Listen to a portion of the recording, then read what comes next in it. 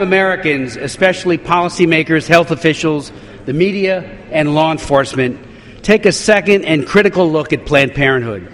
Not only does Planned Parenthood vigorously lobby and litigate against parental notification and parental consent laws, thus enabling secret abortions for very, very young girls to be procured in their clinics, but now we've learned from recent undercover taped investigations at several of its clinics that Planned Parenthood employees were found to be more than eager to assist people posing as sex traffickers to procure abortions for underage girls.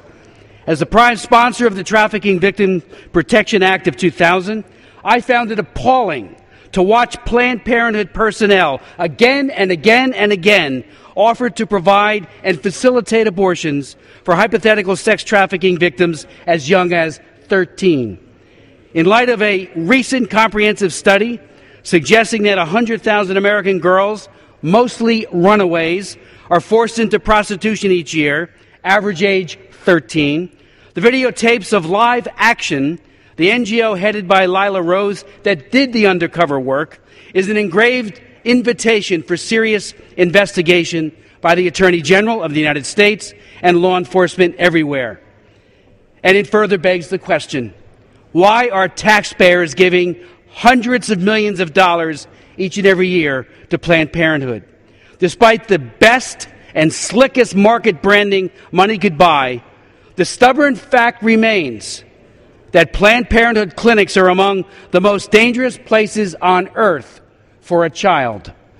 And Planned Parenthood's own personnel are now taking a second look, many of them, and thanks to ultrasound, are clearly seeing what is being done to millions of children in the womb, like the 332,278 babies exterminated in Planned Parenthood's abortion clinics in 2009 alone. One of those abortion providers who took a second look and walked away is Abby Johnson, a former Planned Parenthood abortion clinic director. In her book, Unplanned, Abby Johnson exposes the duplicity and cruelty of what really goes on behind closed doors at a Planned Parenthood clinic. In it, she writes how she witnessed and assisted in an abortion of a 13-week-old baby by holding the ultrasound probe. And as she pointed out in the book, it was the first ultrasound-guided abortion at that facility. She writes in the book, "The details startled me at 13 weeks. You could clearly see the profile of the head, both arms, legs, and even tiny fingers and toes. With my eyes glued to the image of this perfectly formed baby, I watched as a new image emerged on the video screen. The cannula, a straw-shaped instrument attached to the end of the suction tube, had been inserted into the uterus and was nearing the baby's side. It looked like an invader on the screen. Out of place, wrong. It just looked wrong." She goes on to write, "My heart sped up. Time slowed. I didn't want to look, but I didn't want to stop looking either. At first, the baby didn't seem aware of the cannula. It gently probed the baby's side, and for a quick second, I felt relief. But I couldn't shake an inner disquiet that was quickly mounting to horror as I watched the screen." Remember, this is an abortion clinic director saying this. The next movement was a sudden jerk of a tiny foot of the baby as he started kicking, as if trying to move away from the probing invader. I move to strike the last word. The gentleman's time from Colorado's time has expired. For what purpose does the gentleman from New Jersey rise? Move to strike the last word. The gentleman is recognized for 5 minutes. I thank the chair. As the cannula pressed in, the baby began struggling to turn and twist away. It seemed clear to me that the fetus could feel the cannula, and it did not like the feeling. And then the doctor's voice broke through, startling me. "Beam me up, Scotty," the abortionist said lightheartedly to the nurse. He was telling her to turn on the suction. In an abortion, the suction isn't turned on until the doctor feels he has the cannula in exactly the right place. This abortion clinic director then went on to write, "I had an urgent, sudden urge to yell, 'Stop!' to shake the woman and say, 'Look at what's happening to your baby. Wake up, hurry, stop them.'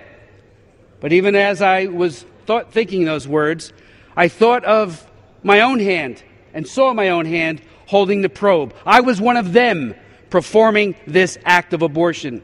My eyes shot back to the screen. The cannula was already being rotated by the doctor, and now I could see the tiny body violently twisting with it. For the briefest moment, it looked as if the baby was being run like a dishcloth, twirled and squeezed. And then the little body crumpled and began disappearing into the cannula before my very eyes. The last thing I saw was the tiny, perfectly formed backbone sucked into the tube, and then everything was gone. The image of that tiny, dead baby, mangled and sucked away, kept replaying in my mind. What was in this woman's womb just a moment ago was alive. It wasn't tissue. It wasn't cells. This was a human baby fighting for life. A battle was lost in the blink of an eye. What I have told people for years, 8 years, as a clinic director at a Planned Parenthood clinic, what I have told people for years, Abby Johnson continues, what I believed and taught and defended is a lie. I ask members to read this book, Unplanned, and realize the scandal of the killing of these unborn children and calling it choice. Mr. Speaker, there is nothing whatsoever benign or caring or generous or just or compassionate or nurturing about abortion. Earlier, one of our colleagues called abortion healthy for the child.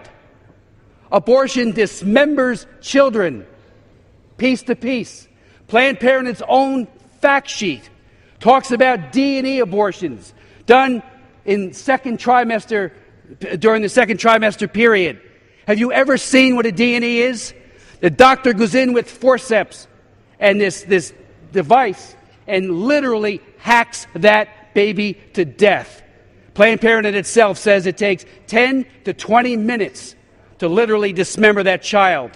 Then there's the shots in the heart. There's a group called late-term abortion and a doctor right here in this area that on perfectly healthy babies gives them cardiac sticks with either feticide poison or a burst of air which kills the unborn child. So it is not healthy for children, and we know for a fact it is not healthy for women either. Mr. Speaker, Mr. Pence's amendment simply seeks to end U.S. taxpayer complicity with this massive violence against children. Who we back, who we subsidize does matter, not just what, but who. Planned Parenthood does 330,000, more than 300,000 abortions each and every year. Each and every year. They are the largest provider, about a fourth of all the abortions in the United States. It is child abuse. It is time to take a second look at Child Abuse Incorporated. Support the Pence Amendment.